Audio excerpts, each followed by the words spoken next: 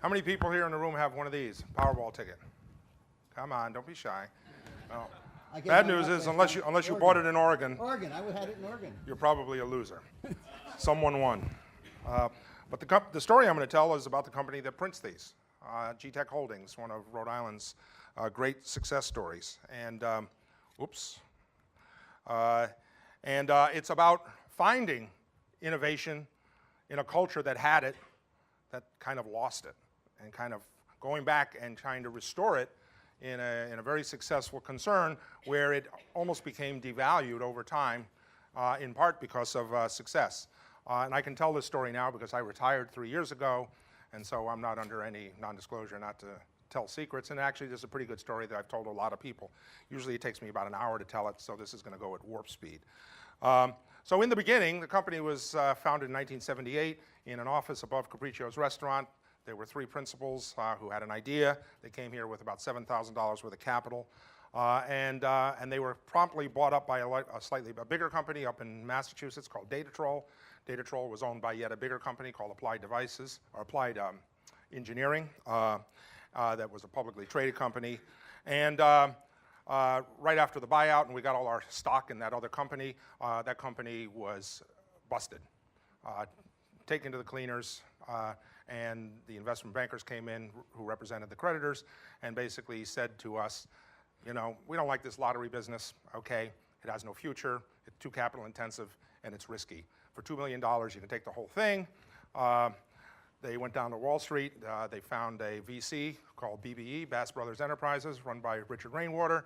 He wrote a check for $2 million, which is about 10 seconds interest on the Bass Brothers earnings at that time. Okay, no-brainer. Okay, we got the $2 million, and we renamed ourselves. So in 1983, the company went public on NASDAQ, okay, and the short story with BBE is in 97 they divested for $66 million. Actually in 87, that's a typo. So in about 6 years they tripled, they got 30 times their investment back. So what is GTECH today? It's the world's largest supplier of online computerized lottery systems worldwide. Operates in 50 countries, 70% market share, 5,000 people, okay.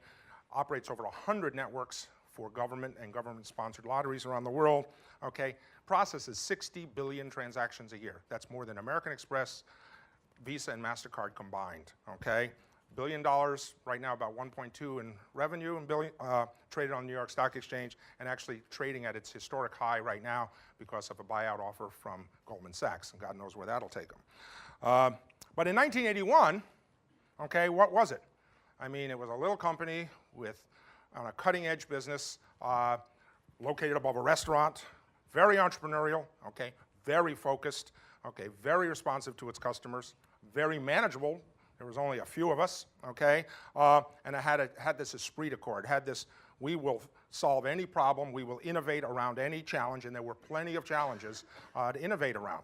By the way, the competitors were the Ticketron division of Control Data, a huge operation, and the Amtote division of General Instrument. So we had these 2 huge competitors with unlimited capital and technology, okay, and here we are located above an Italian restaurant, okay. What happened? Well, from 81 to 98, double-digit growth every year, went public, went private, went public again on the New York Stock Exchange. Company was always profitable, though not necessarily as profitable as we could have been because we had no process. We just spent money to solve every problem, and we solved every problem. We got the reputation as the IBM of the industry. That's a two-edged sword. It comes with good and bad. But the saying in the lottery industry is nobody ever got fired for picking GTECH. And in fact, we won a lot of jobs as the highest bidder, okay, because we were valued for our innovation and our ability to get it done. And then, in fact, that was the mantra of the company, got it done at all costs. There weren't a lot of repeatable process. We were not process-driven people. We were the ultimate Malcolm Gladwell blink guys. Went with our intuition, shooting from the hip all the way.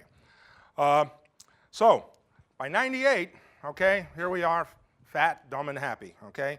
But things have changed. The metrics have changed in our business, okay? The customers have changed. Now we've got customers that have been with us for years. Their expectations have changed. Their priorities have changed. They're already selling lottery tickets. So time to market's not an issue. Now they want something different. price becomes important, okay? Because everyone's under price pressure, you know. Now it's hard to win a job if you're not the low bidder, okay? Very hard to maintain focus. You got 4,000 people in the company, okay? Our customers are smarter, okay? And in fact, some of the customers were saying, gee, maybe we just buy the stuff from GTECH and we'll operate it and we'll cut them out. They won't get a percentage of every ticket anymore. So they're even trying to change the business model on us, okay? And of course, we had lots of overhead. We had finance, marketing, we had departments on top of departments, okay? And we had no priorities. Everyone had a priority. In fact, priorities were organization-based, not customer-based, okay? So the challenges, I mean, how do we maintain the loyalty of the customers? How do we give them absolute delight instead of satisfaction? There was a survey done years ago that said if you have a satisfied customer, you have a 50% chance of losing them on the next bid, if they're only satisfied, okay? Focus on cost. I mean, the focus in the industry had switched to cost versus quality and value, okay? How to speed up the time to market, the systems have got more complex. It now took months to deliver a system instead of weeks, okay? And of course, everything had gotten more complex. The technology got complex, the software got more complex, and the organization, our company, had become complex, okay? So by 1998, we had this successful company that had no end-to-end accountability for customer deliveries, okay? It had become inwardly focused.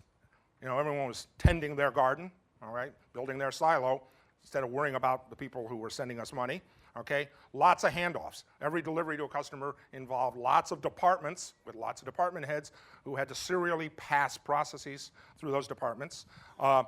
Inefficient decision process, well, my God, you know, meetings upon meetings upon meetings to get a simple decision. The 1981 GTECH, we sat down at lunch every day at our conference table, sent across the street to China Garden for takeout, made decisions at lunch. By 4 o'clock that day, decisions were in process.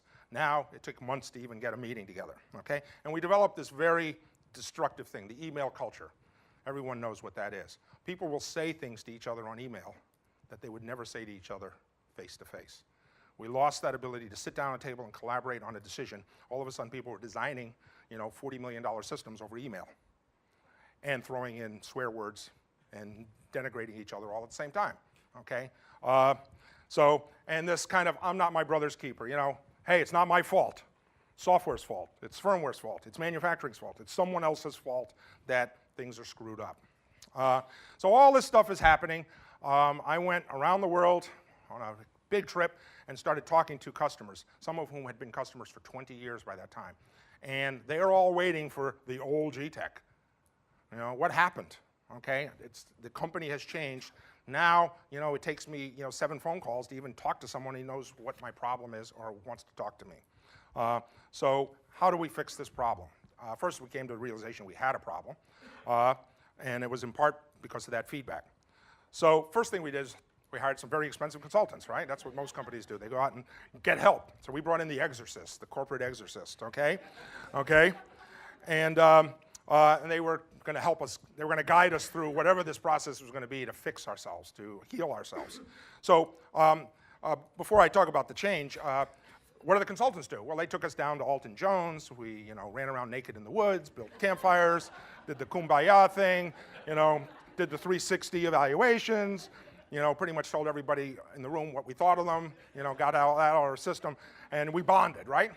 And then, you know, and then we talked about what was wrong, and we all had to agree on what was wrong. And of course, we had to have the elevator speech, right? We had to have the speech to tell everybody in the company what went on in the woods, you know? Okay, we've all, you know, a lot of people in this room, I'm sure, have done that. You know, you go out in the woods and you bond and you pay these guys $1 million to facilitate the process. Okay, so we did that. In fact, we did a couple times, okay? All right, and then we developed, but some good did come of it. We developed this case for change, okay? And we wrote down what are the things we want to change and what would we want the result to be. In other words, what would we want the end result to be if we could affect positive changes, okay? And we had to, you know, get all on board. You know, this had to be communicated throughout the company, and everyone had to have the same case for change, okay? And everyone had to walk the talk, you know? If someone's given a different version of the story, okay, believe me, so the consultants led us through all of these mental gymnastics, and we, you know, we marched back to Rhode Island, okay? Now, of course, change is dangerous, right? Every organization resists change, Okay, companies got $300 million of free cash flow, we got 70% market share, why do we need to change? Everything's fine, okay? So there was not universal, endorsement about change. First thing we did is we decided everyone in the company needed to know what the business strategy was. In every company there's this fragmented version of what we do here and why we do it and what we should be doing.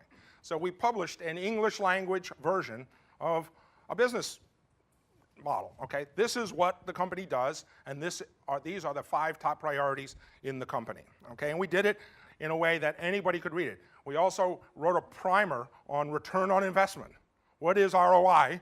Why is it important? How do we calculate it, okay? And why is it critical for the health of the company long term?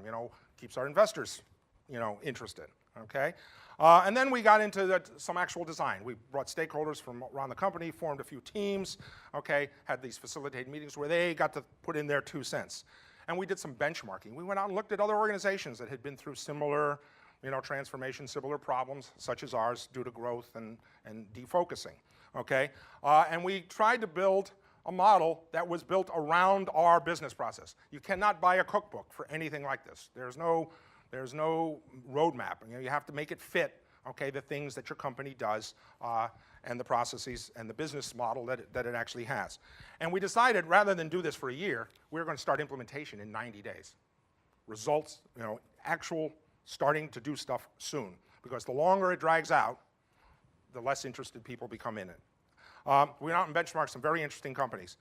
Viant Corp, which was one of the internet business solutions providers up in Boston, one of the fast company guys, very avant-garde, culture there, kind of like the culture we had in '81. Okay, Ernst & Young, big old company, but had some very good processes in terms of development, so we looked at their development centers in New York and Cambridge. HP at Waltham that had done some work. The iMac team, we went out to California and looked at the guys who did the iMac, okay? Totally interdisciplinary effort, okay? We went to Chrysler that had reorganized their entire company around platform teams. Look at that model, the van team, the sedan team, and how they collaborate with using the same parts, a lot of reuse of ideas and components. And we looked at Gensler, the architectural firm, and how they had done similar things in their company. So we benchmarked, and this was in all of them, we benchmarked about a dozen companies. And then we looked at our own organization, and it was a silo-driven organization. From the time we started with 7 people, we now had 4,000 people organized into silos. And this is just a small sample of the silos in product development. Mechanical, electrical, firmware, QA, software. Software had 17 silos inside of itself, okay? So we had silos upon silos. Every silo, of course, had management with org charts, okay? This was 13 levels deep, by the way. I've abbreviated it for clarity, okay? At the bottom, you have the knowledge workers, they call them schleps, okay? Anyone who was a graduate student for Andy Van Dam knows what being a schlep is, okay? You carry the water, okay? And that's where most of the work is done, okay? But they're down there. Of course, there's a boss, okay? There's an assistant boss, there's a junior boss in training, and there's a manager. Okay, and and that's what we had evolved to. We hired all these people from all these companies around the country, and that culture that we had in '81 was completely diluted in this mess. Okay, by the way, to get a good idea or any innovation from the schleps, which is where all the ideas were, okay, through the boss, I mean, it was impossible, absolutely impossible, because the boss was never there, never answered phone calls. He was always busy doing something else. So we decided to go to a more horizontal model. We looked at all sorts of models, but we decided we needed to go to a horizontal model, and it had to be constructed a certain way that enhanced delivery. In fact, we renamed the organization the Delivery Organization. We want everyone to think about delivering the product or service that we were contracted to do, okay? And the teams were built so that they were self-directing, okay? And they had very strong linkage to support to help them get their job done at every level. And so we went to this other model where we had these teams. A team could be 2 people. It could be as many as 20 people. And it had a support organization that made sure it had resources, support, and alignment with the objectives of the company. So the teams came in all sorts of flavors. They came, we had leaders, first of all, not managers. So we had to pick leadership, which was not necessarily the old managers, a very threatening thing, okay? We made sure that every team member knows everything about the objective, no secrets. They even know the pro forma. So a guy writing the firmware on the project knows the business plan and the profit and loss expectations for the delivery. Everyone shares equally in the incentives. So you don't get paid now for working hard, you get paid for doing the job. Every team had a sponsor, okay? And every team was self-managing. You're sitting forward here, you're making me nervous. Okay, lots of different types of teams, okay? Process teams, so we had teams that actually did internal work as opposed to external work. And then space. I got up in front of the entire technology organization one day and said, you know, we're well on our way to kind of transforming our organization, but we got a big problem. Even if we do the organizational change, we have these other barriers, okay? And so we have to get rid of them. We had very insufficient face-to-face communications. We had lots of walls, lots of offices, okay, and lots of barriers to communication. In fact, we had a brand new building which had about $1 million worth of steel case furniture with 84-inch high walls, okay?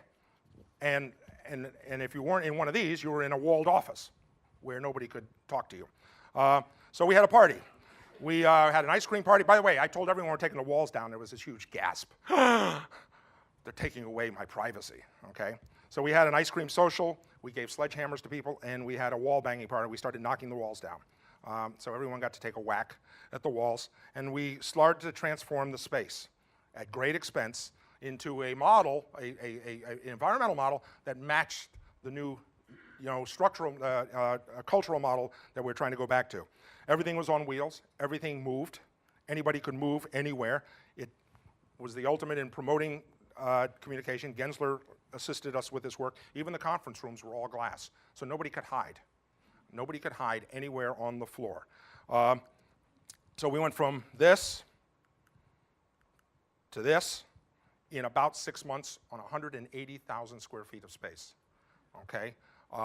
When we opened up the first section, we did this in phases. Phase 1 came down, and that morning I walked into my 3rd floor corner office in the executive part of the building. I grabbed my laptop and I told my assistant, I'm moving downstairs. So I was the first person to move. That was unbelievably important. Don't expect everyone else to accept it if you're not going to accept it also. So I moved. I never moved back into my office. They packed my office up and put it in storage. All right, it took my admin a month to follow me, but she eventually came, okay? Everyone sat now in collaborative workspace. Teams sat with each other, no matter what their discipline was. So you didn't have to call a meeting anymore, because the guy you needed to talk to was sitting within 15 feet of you. We brought back free coffee and soda, okay, huge incentive, okay? And what did we learn? Well, we learned, first of all, that this is a model that requires leadership, not traditional management, okay? Finding those leaders in your organization is very tough, very painful, and sometimes people leave in the process because they can't deal with that kind of shift, okay? Leadership is not necessarily synonymous with seniority, okay? And it involves getting performance out of each and every team that otherwise would not be done. So it was kind of a back to the future thing for us. We went back to our roots, except we created 100 of the old companies. Okay, 100 little groups that were synonymous with, or almost identical to the old company as it was. These teams were fully empowered to get the job done, okay? And we made a huge investment in the environment to make sure that their performance and their ability to function was enhanced. So we also went into CMM. Okay, we took on CMM, and we wrote a couple of kind of Bibles for process, because we decided that we needed to have stronger process. So we did some process work around this. It wasn't just moving people around in terms of the space in the organization. So we put in some processes, but they were processes that everyone was a party to. They weren't driven from the top. And the results were fantastic. Immediate improvement in delivery, much fewer unpleasant surprises, okay? Back to this online, on-time, on-budget culture that we had, okay? And we had customers who immediately, within months, came back to us and said, I can't believe it, but it's changed, and it's changed for the better. Thank you. Okay.